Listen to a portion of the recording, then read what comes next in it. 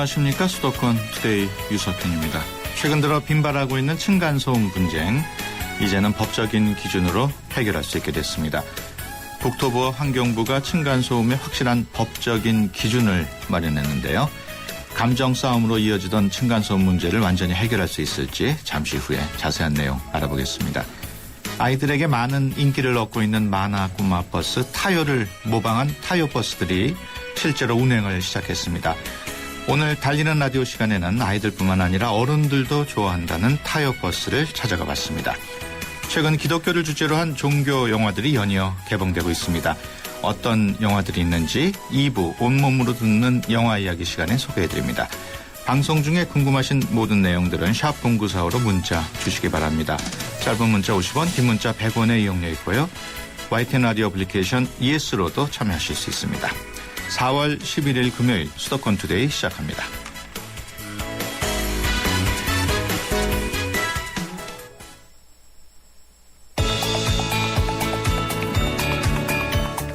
여러분은 지금 대한민국 유일의 수도권 전문 프로그램 YTN 수도권 투데이를 듣고 계십니다.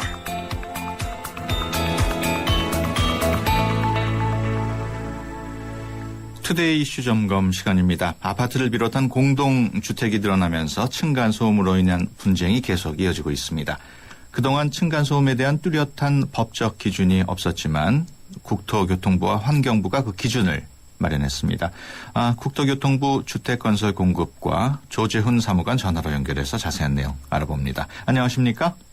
예, 안녕하십니까? 네, 층간소음으로 인한 분쟁, 그동안 쭉 사회 문제가 되고 있습니다만은 그 분쟁 추세는 어떻습니까? 계속 늘어나고 있습니까? 예, 그렇습니다.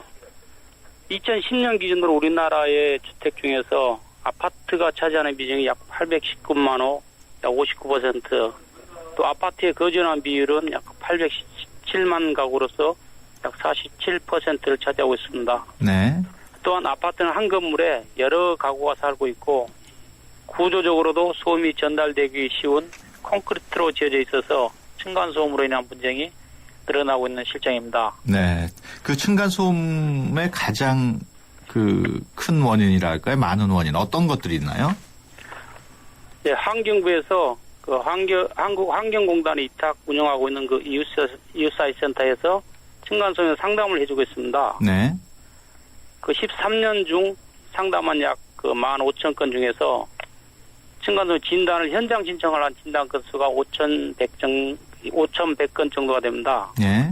이걸 분석한 결과를 보면은 아이들이 뛰거나 발걸음 소리가 약 3,700건, 73% 정도고요. 예. 망치질 소리가 237건, 4.5%, 또 가구를 끌거나 찍는 행위가 133건으로 약 2.6% 등 직접 충격음이 약 한 80%를 차지하고 있습니다. 네. 아이들이 뛰는 게 제일 많은 비중을 차지하고 있군요. 예, 아이들이 뛰는 게 한 73% 제일 많이 차지하고 있습니다. 네. 또 그리고 이제 찍는 외에 또 가전제품 소리라든가 피아노 소리 등이 한 6% 정도를 차지하고 있습니다. 네.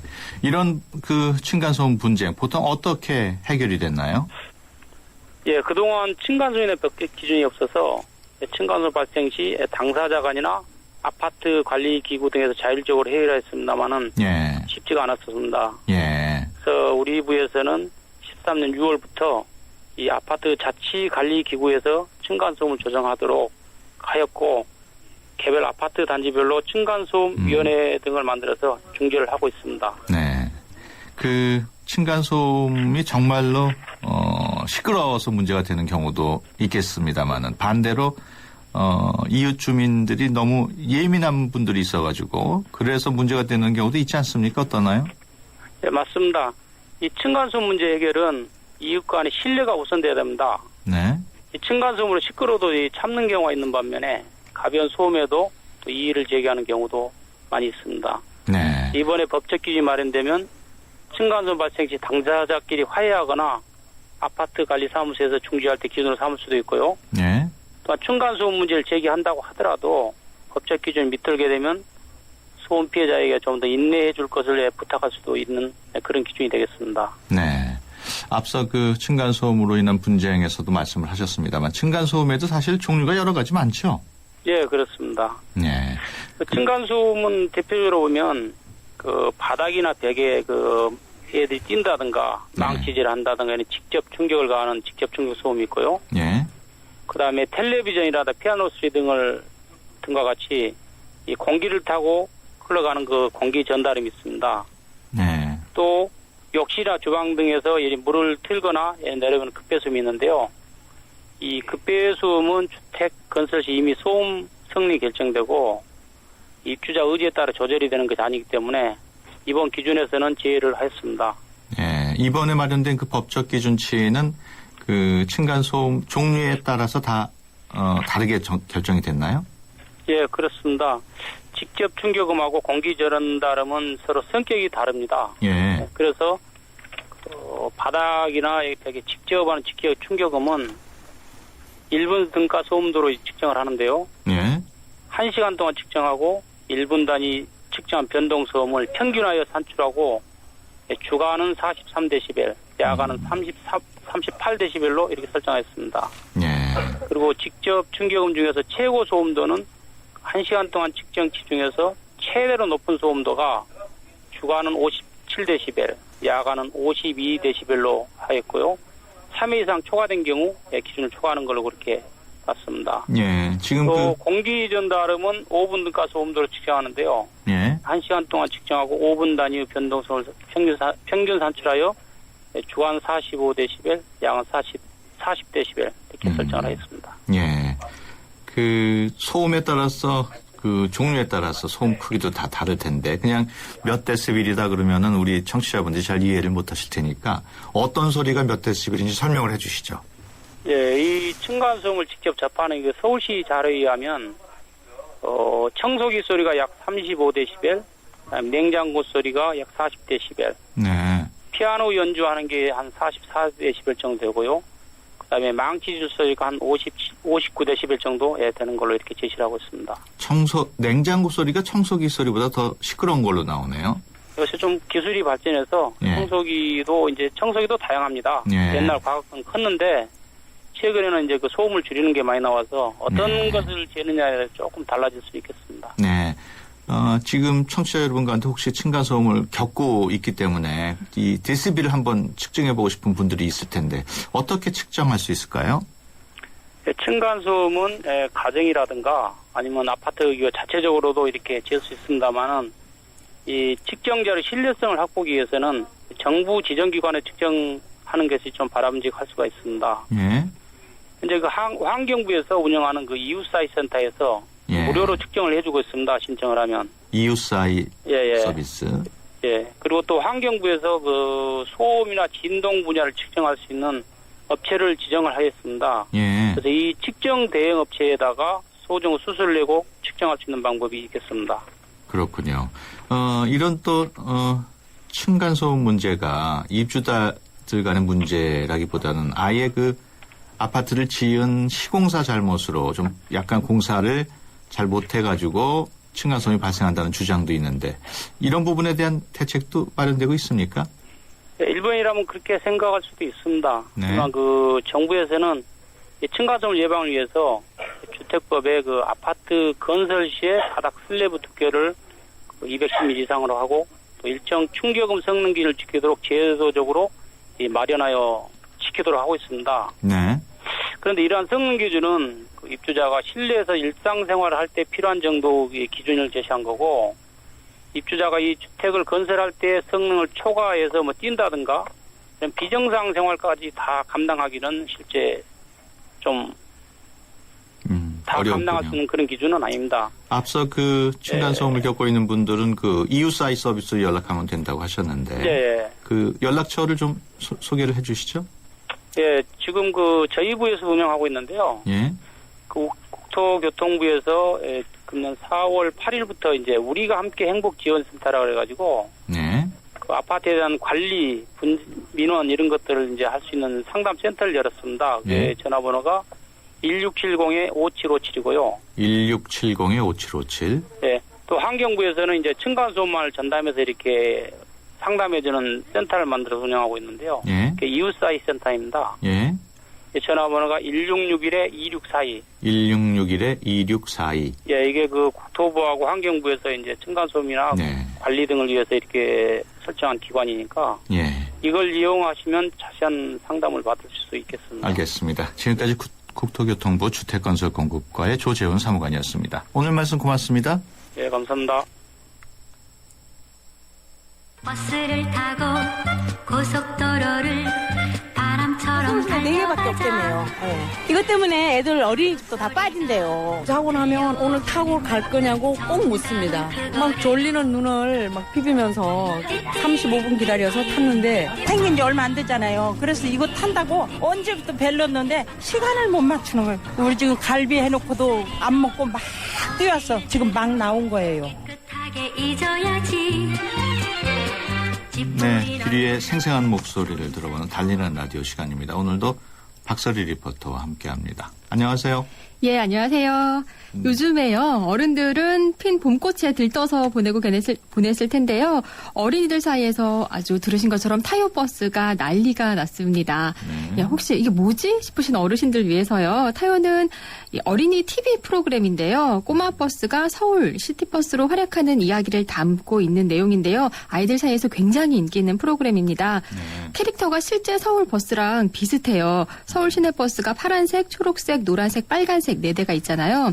이 타요도 똑같이 파란색 타요, 초록색 로기, 노란색 라니, 빨간색 가니 이렇게 4대가 있는데요. 서울시에서 지난 3월 26일 대중교통의 날을 맞아서 시내버스 4대를 타요버스처럼 꾸몄고요. 한 달 동안 운행을 하기로 했습니다. 근데 이 소식을 들은 어린이들의 반응이 정말 예상했던 것 이상으로 폭발적으로 나타났습니다. 그래서 지금은 5월 5일까지 운행 대수도 100대까지 늘린다고 하고요.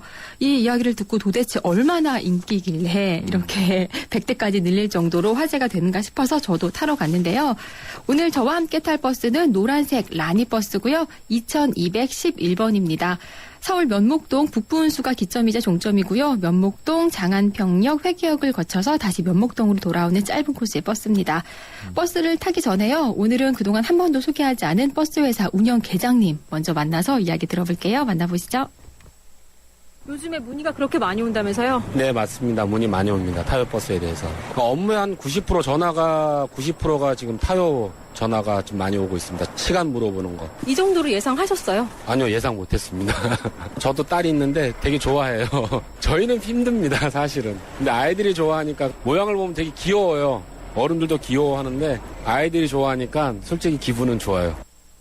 네, 문의 전화의 90%가 타요버스와 관련된 전화라고 하니까 뭐 대부분의 전화가 다 그런 전화겠군요. 예, 뿐만 아니라 업무 시간 대부분을 이렇게 전화 받는데요. 요즘에 들 정도로 그렇게 인기가 많다고 해요. 근데 저도 이게 섭외 전화를 하려고 전화를 했는데 통화가 정말 힘들었어요. 그래서 일하시는 분들 참 힘들겠다라는 생각이 들었어요. 그래서 제가 조금 일을 덜어드리자고 먼저 말씀을 드리면요.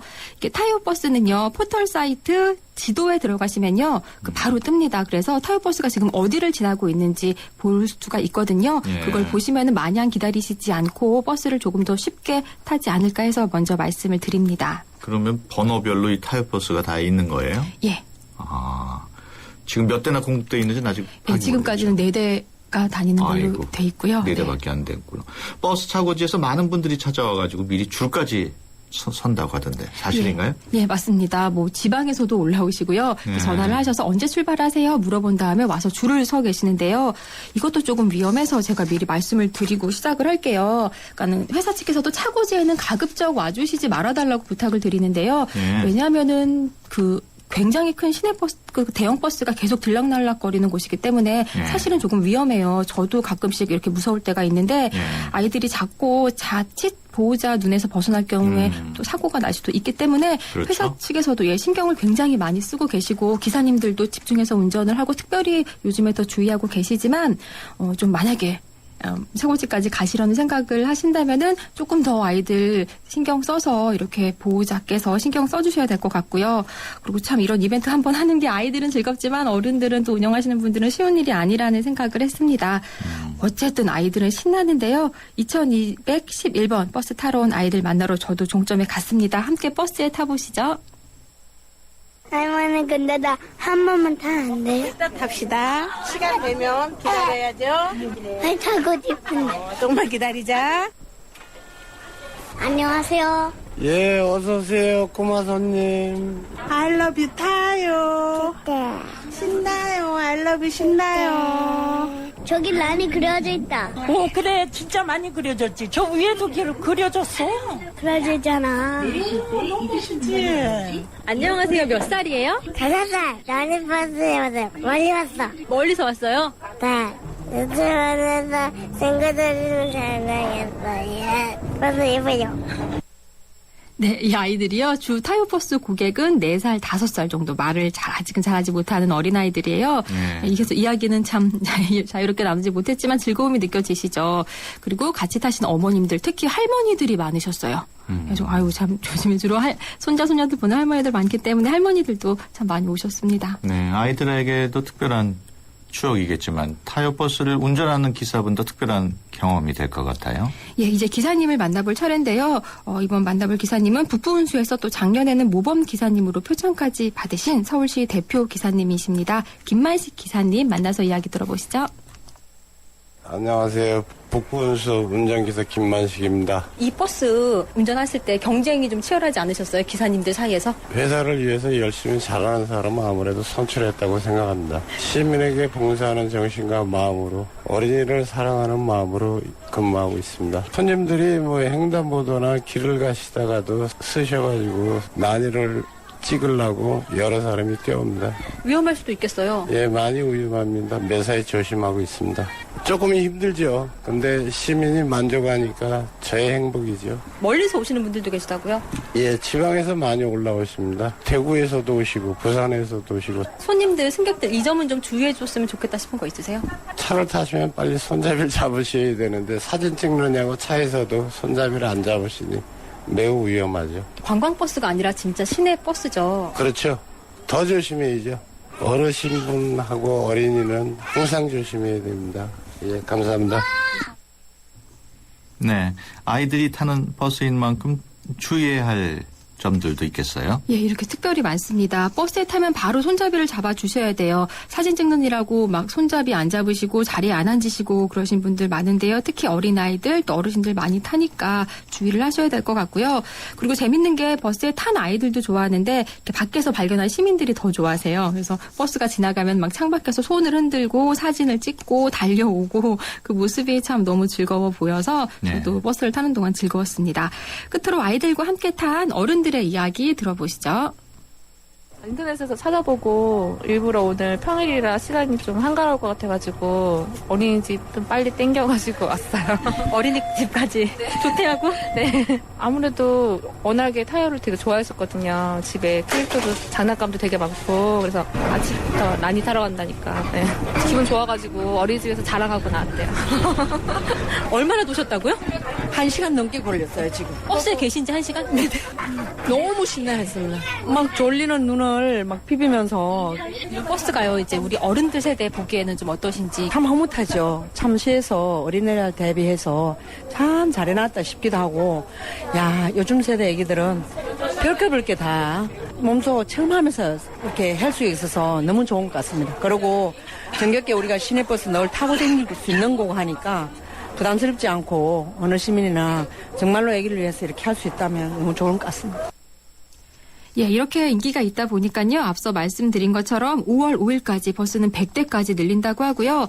아쉬운 게 지금은 내부 장식이 안 돼 있어요. 그래서 조금 시민들이 건의를 해주셔서 내부 장식도 더 한다고 하고요. 또 안내 방송도 실제 타요 성우분들의 음성으로 변경할 예정이라고 하더라고요. 서울시에서 너무 선풍적인 인기를 끄니까 막 지방에서도 올라오고 다른 지방자치단체에서도 우리도 하겠다라고 또 요청을 하셔가지고 뭐 공동 저작권 있는 업체들과 서울시에서 지금 협상 중이라고 합니다. 아마 전국에서 조만간 타요버스를 볼 수 있을 것 같습니다. 네. 아직 내부 장식이 안 돼 있다 그러니까 내부는 일반 버스하고 똑같은 모양이죠? 스티커 조금 붙어 있는데요. 스티커만. 예, 네. 아이들이 좀 즐거워하기에는 조금 부족해 보였습니다. 네. 박수리 리포터 수고했습니다. 네, 감사합니다. 198년 역사. 전 세계 1억 명의 고객. 인터브랜드 선정 5년 연속 세계 1위 보험 브랜드 악사.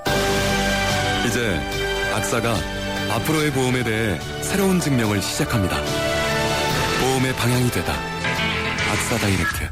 한때 보리 하나로 콜라와 싸워 전설이 되신 분이 계셨지. 국내 최초 보리 탄산음료로 콜라의 아성을 흔들었던 맥콜.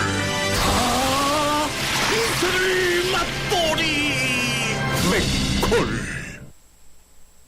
네, 수도권 투데이 1부 여기서 마치고요. 잠시 뒤 2부에서 뵙겠습니다.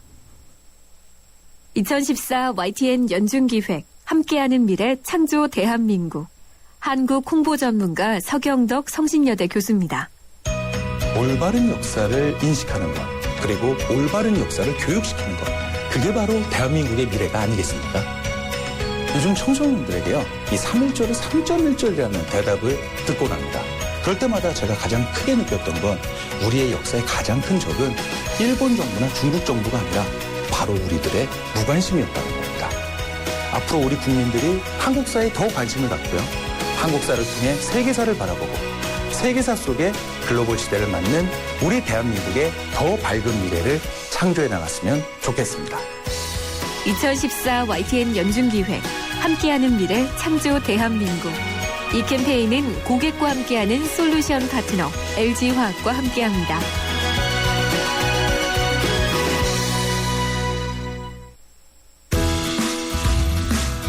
좋은 정보 다 모여있는 YTN FM 라디오. 오늘 함께하는 이 하루가 좋은 걸 유익한 라디오. 수도권 투데이 YTN 수도권 투데이. 네, 수도권 투데이 2부 시작합니다. 온몸으로 듣는 영화 이야기 2부에 준비되어 있습니다. 최근 극장가에 연이어 올라오고 있는 종교 영화들에 대해서 알아보겠습니다. 예민한 종교 문제를 영화들이 어떻게 풀어내고 있는지 자세히 알아보겠습니다. 방송 중에 궁금하신 내용 있으시면 샵 0945로 문자 주시기 바랍니다. 짧은 문자 50원, 긴 문자 100원의 이용료 있고요. YTN 라디오 애플리케이션 예스로도 참여하실 수 있습니다. 수도권 투데이 2부 뉴스 브리핑으로 시작합니다. 전해주세요. 네, 수도권 뉴스 브리핑입니다. 울음을 그치지 않는다며 22개월 된 아들을 때려 숨지게 한 엄마가 경찰에 구속됐습니다. 경기 남양주경찰서는 살인 혐의를 적용해 22살 신모 씨를 구속했습니다. 신 씨는 지난달 24일 자신의 집에서 22개월 된 아들이 거실에서 넘어진 뒤 계속 운다는 이유로 배를 때려 숨지게 한 혐의를 받고 있습니다. 경찰 조사 결과 신 씨는 남자친구 사이에서 태어난 아들을 해외 입양 보내려다가 최근 마음을 바꿔 집으로 데려온 것으로 드러났습니다. 당시 신 씨는 잠을 자던 아들이 움직이지 않는다고 119에 직접 신고했지만 구급대원이 도착했을 때 아기는 이미 숨져 있었습니다.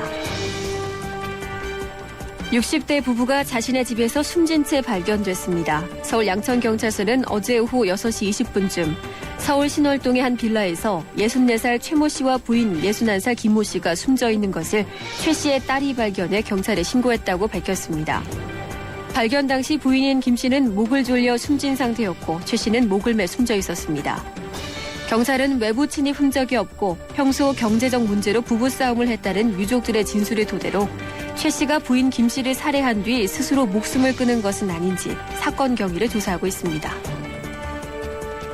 경기 성남수정경찰서는 지난 2월 한 대학병원 교수가 부하 여직원을 성추행했다는 고소장을 접수해 수사를 진행하고 있다고 밝혔습니다. 건강증진센터 여직원인 A씨는 센터장이던 대학병원 교수 B씨에게 성추행을 당했다고 지난 2월 4일 경찰에 고소를 했습니다. B 교수는 지난 1월 14일 오후 경기도에 있는 음식점에서 부하 직원들과 회식을 하다 화장실 안에서 A씨를 성추행한 혐의를 받고 있습니다. 지금까지 수도권 뉴스 브리핑이었습니다.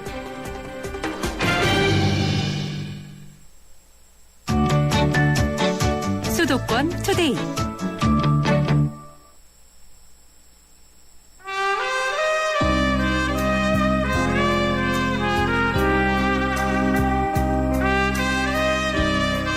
네, 다가오는 주말에 함께하면 좋을 영화, 놓쳐서는 안 되는 영화 이야기, 온몸으로 듣는 영화 이야기 시간입니다. 최근 종교에 관한 영화들이 속속 개봉되고 있습니다. 왜 이렇게 종교에 관한 영화들이 계속 개봉이 되고 이슈가 되고 있는지 한 주간의 영화계 소식과 함께 알아봅니다. 오늘도 오동진 영화평론가 스튜디오에 나오셨습니다. 안녕하세요. 네, 안녕하십니까. 예, 요즘 기독교를 소재로 한 영화 많이 소개가 되고 있죠? 네. 러셀 크로우하고 제니퍼 코넬리가 주연을 맡았던 노아라는 작품이 몇 주 전에 개봉돼서 지금 한창 상영 중에 있고요. 예. 조금 내려가는 기미를 보이고 있죠. 네. 그리고 이번 주에 개봉된 작품이 Son of God 있습니다. 그리고 예전에 개봉돼서 지금은 극장에서 사라졌습니다만 한국 영화 신이 보낸 사람. 네. 사실은 종교 영화라기보다는 탈북자 영화에 가깝습니다만 어쨌든 종교를 모티브로 걸고 있죠. 그리고 네. 곧 개봉될 작품으로 특이할 만한 그 작품이죠. 이장호 감독이 정말로 오랜만에 영화를 찍은 작품 시선이라는 작품도 있습니다. 그래서 그 무슨 일인지 모르겠습니다만 이렇게 종교 영화가 요즘 급작스럽게 많이 개봉되고 있습니다. 예. 네. 그 노아 경우에는 어떻게 흥행이 잘 됐습니까? 제가 오늘 오기 전에 영화진흥위원회 자료를 좀 뒤져보고 왔는데요. 예. 정확한 숫자는 199만 7,435명 들었더라고요. 예. 200만 명 정도가 들은 거죠. 예. 워낙 그 대작이었고요.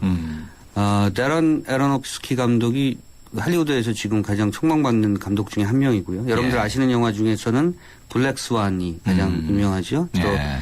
파이터란 작품도 아카데미에서 수상을 많이 했었고요. 그리고 말씀드린 것처럼 러셀 크로우 등등이 나와서 200만보다는 더 잘 될 거라고 예상했습니다만 작품이 그 드라마틱한 구조가 좀 부족하다는 그런 평가를 받았고요. 예. 예상보다는 좀 심심하다.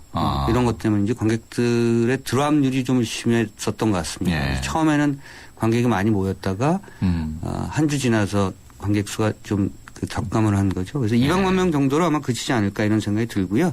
노아가 사실은 그 노아의 방주를 만들 때 구약에 따르면 그 신의 뜻에 따라서 하나님의 뜻에 따라서 다 따른 것처럼 되어 있습니다만 영화상으로서는 약간 재해석을 했습니다. 그렇죠.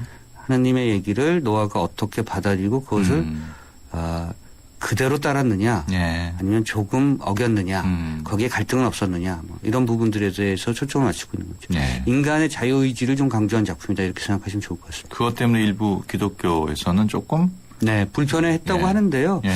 그 데런 에로노프스키 감독이 그렇다고 지나치게 앞으로 나간 것 같지는 않아요. 적절한 선에서 균형을 맞춘 것 같고 아마 그렇기 때문에 이렇게 파장이 심하거나 이랬던 것 같지는 않습니다. Son of God는 예수의 삶을 그린 영화 같아요. 네, 이건 그대로 그린 거죠. 여기도 마찬가지로 노아의 방주 다 나오고요. 물론 이제 신약 예수의 삶이 중점적으로 그려집니다만 이 영화는 사실은 바이블이라는 제목의 10부작 드라마가 원전이 됐고 그 미국의 케이블 TV에서 방영이 됐었는데 워낙 이제 그 미국 사회 또 서구 사회는 그 기독교 사회이기 때문에 이런 그 케이블 TV 드라마가 어마어마한 시청자를 모은 거죠. 그래서 거기에 힘입어서 영화로까지 만들어졌습니다. 아마 그 교계에 계신 분들 또 기독교를 믿으시는 분들에게는 굉장히 환영할 만한 그런 작품이 되지 않나 이런 생각이 들고 다만 이제 그 여기에 다른 해석이나 영화적인 어떤 그런 드라마를 윤색하지 않고 있는 그대로 바이블을 옮겼기 때문에 사실 관객들의 반응이 어떻게까지 이어질지 좀 사실 귀추가 주목되고 있습니다. 지금 개봉이 된 네, 이번 주에 목요일 날 개봉됐죠. 그러니까 어제 개봉됐죠. 그래서 그렇군요. 사실 이번 주말을 좀 넘겨봐야 되는데 사실은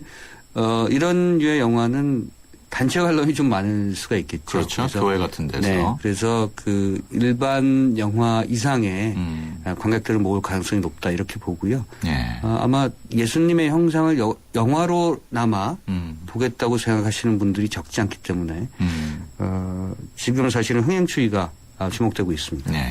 그 앞서 말씀하신 그 이장호 감독의 시선. 그야말로 오랜만에 나온 신작인데. 이장호 감독이 1995년에 천재선언이라는 작품을 끝으로 사실은 거의 그 작업을 안 하셨던 영화 작업을 안 하셨던 그런 원로 감독이시죠. 중간에 이제 2001년도에 행복이라는 작은 영화 만들었었는데 거의 주목받지 못했고요.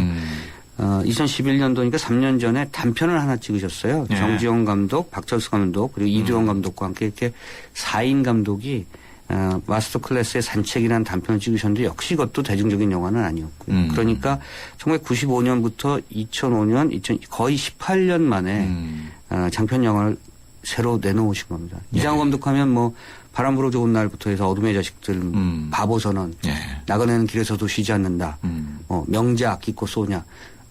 사실은 70년, 80년대, 90년대까지 정말 한국 영화계를 주름 잡으셨던 그런 대가시죠. 예. 시선은 이장호 감독이 기독교로 언제부턴가 귀의하셨어요. 예. 굉장히 독실한 크리스찬이 되셨는데 미얀마에서 그러니까 캄보디아에서죠. 예. 거기서 선교 활동을 벌이는 사람들의 얘기고 그 과정에서 납치도 당하고요. 실제 있었던 사건을 모티브로 해서 영화를 만드신 그런 작품인데 시선 그러니까 이제 하나님의 사랑 또는 종교적인 문제 이것을 어떠한 태도로 받아들일 것인가. 특히 우리와 다른 그러니까 기독교와 다른 이질적인 집단과 기독교에서 흔히 얘기하는 이교도적 집단과의 어떤 그런 관계에 있어서 어떤 태도와 어떤 시선을 가질 것인가. 이런 철학적인 질문을 하고 있는 작품인데요. 네. 종교적인 색채가 굉장히 짙어서 역시 일반 관객들이 어떻게 받아들일지 저도 좀 궁금합니다. 지금 개봉 준비 중이고요. 네. 최근에 잇따라 시사회를 개최하고 있는 걸로 알고 있습니다. 네.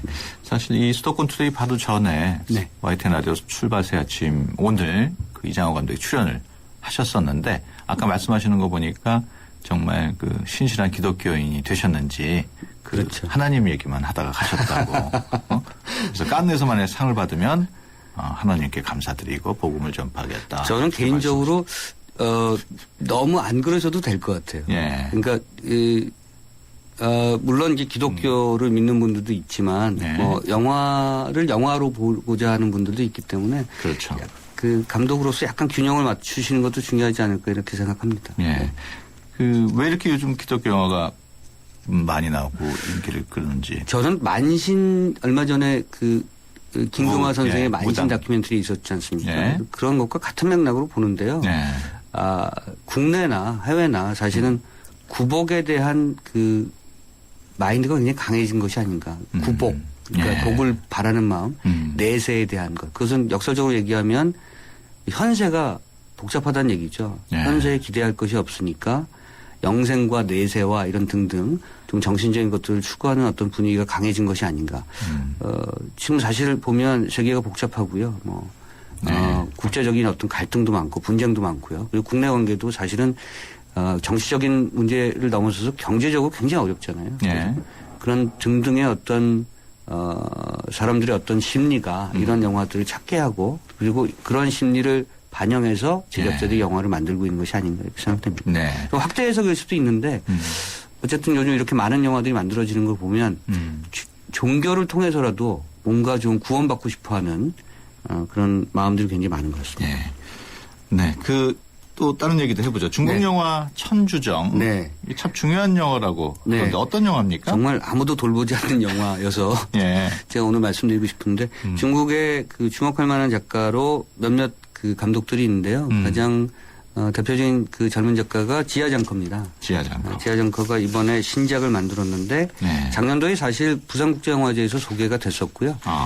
일반 극장에 개봉되기까지 6개월이나 걸렸습니다만 지금 거의 단관 또는 몇 개관에서만 이제 상영되고 있는 작품이고요. 예. 지하장커는 지금 중국 사회 현실에 대해서 항상 고발자적인 입장, 비판자적인 입장에서 영화를 만드는 감독입니다. 그러니까 예컨대 상하이 많은 분들 가보셨잖아요. 네.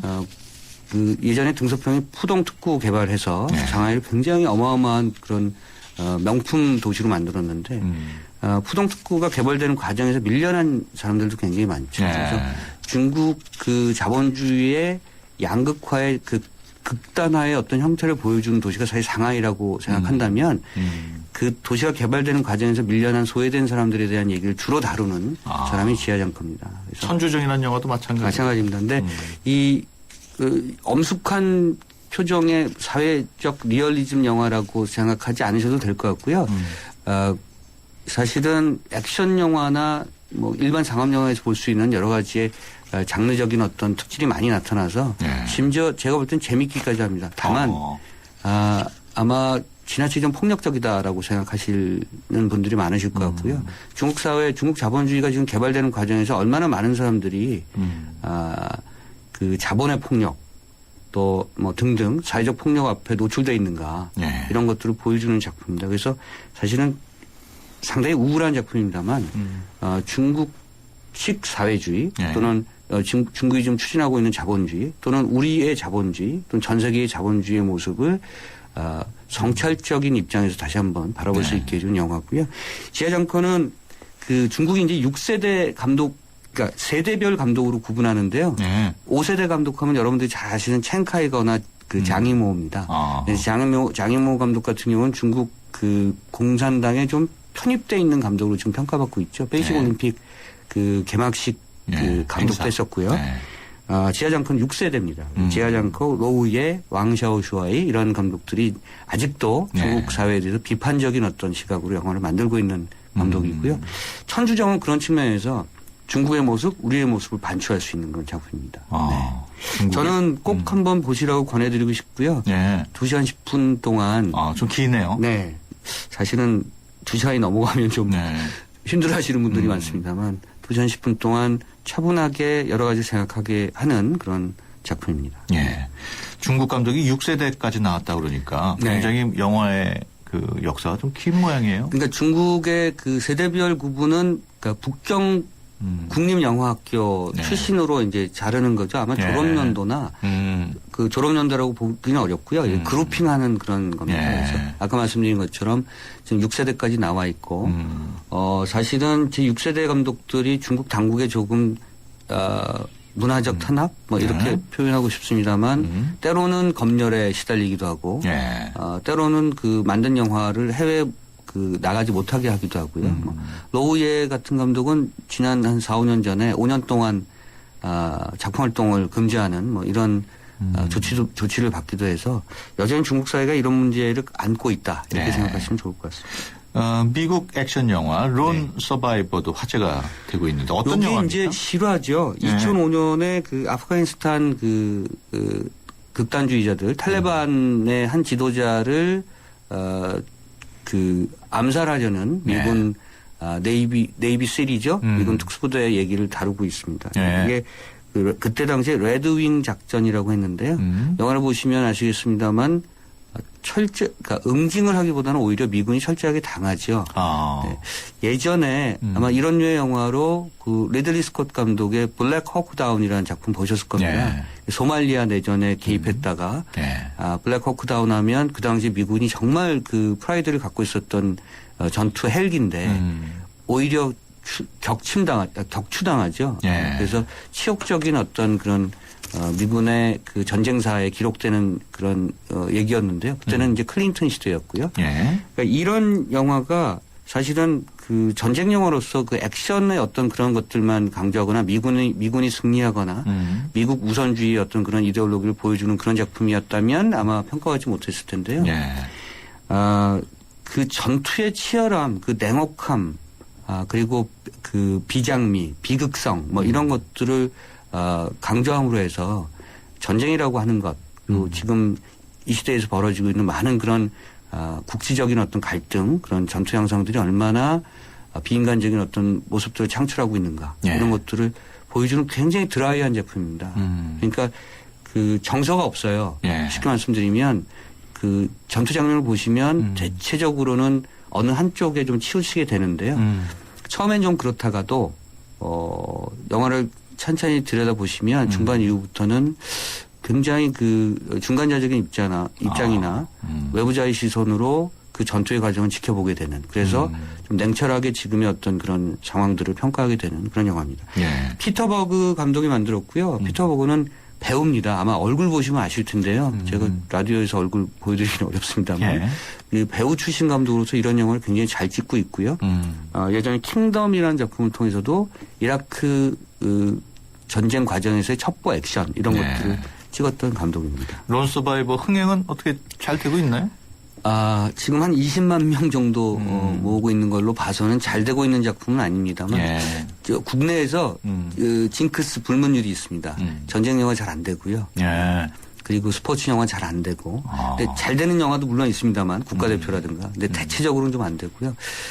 이런 표현 좀 이상합니다만 유색인종 영화가 잘 안 됩니다.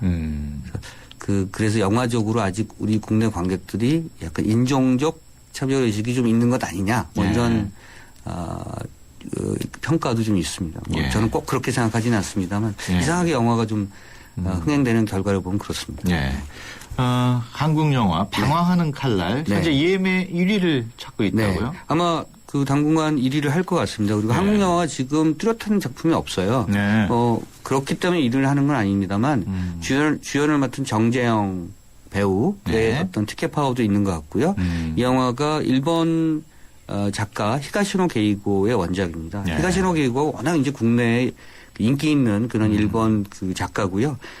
그동안 용의자 X의 헌신이라든가 우리 영화 제목은 용의자라는 제목으로 방은진 감독이 만들었었죠. 그리고 백야행 뭐 이런 작품 워낙 유명하고 워낙 인기가 있었기 때문에 원작의 인기에 힘입어서 영화도 지금 초기에 주목을 받고 있는 것 같고요. 성폭력으로 살해당한 딸이 있고요. 그 아버지가 벌이는 복수극이라고 생각하시면 됩니다. 그래서 어떻게 보면 막 흔히들 나올 수 있는. 그래서 그 영화를 보고 있으면 과연 정의가 무엇인가. 그러니까 이른바 실정법이라고 하는 차원에서 정의가 실현돼야 되는 것인가 아니면 아버지가 갖고 있는 부정의 관점에서 정의는 실현돼야 하는가. 사실 여러 가지 생각들을 하게 만드는 작품이고요. 이게 사실 본인의 얘기로 벌어진다면 우리 앵커께서도 따님이 계시고 다 그렇습니다만. 전 딸은 없습니다. 그렇군요. 그러니까 아버지의 마음으로 보느냐 이런 사건을 아니면 법적 정의의 어떤 냉정하게 보느냐 뭐 이런 것이 참 같이 판단하기가 어렵죠. 근데 우리 국민들이나 우리 관람객들은 굉장히 우리 뭐라 그럴까요? 감정적이잖아요. 그렇죠. 좀 이성적이라기보다는 그렇죠. 그런 거 보면은 이 영화 보고서 뭐라 그럴까요? 저는 이 영화를 보지 못했습니다만 관람객 반응이 어떻게 나올지 궁금하네요. 아마 심정적으로 말씀하신 것처럼 굉장히 동조할 가능성이 높고요. 제일 좋은 해결책은 이런 일들이 벌어지지 않게 하는 것이겠죠. 그렇죠. 그러니까 영화가 궁극적으로 보여주려고 하는 것은 이런 사회적 폭력, 이런 범죄들이 왜 일어나는가, 다분히 어떤 개인적인 관계에서 벌어진 것인가, 우리 사회에 구조적인 문제는 없는가, 그 치유의 방안은 무엇인가, 이런 것들을 종합적으로 생각하게끔 하는 그런 영화가 아닌가 싶습니다. 결코 가벼운 영화는 아니군요. 그렇죠. 근데 이제 워낙 정재영이라는 배우가 갖고 있는 액션 감이 워낙 좋고요. 이 영화가 갖고 있는 속도감, 그 사건을 쫓는 치밀한 어떤 그런 수사의 어떤 과정들, 뭐 이런 것들이 영화를 보는 장르적 재미랄까요? 이런 것들을 충분히 선사할 거라고 생각합니다. 예매 1위면은 입소문이 벌써 났다고 봐야 되나요? 어떻게 해야 되나요?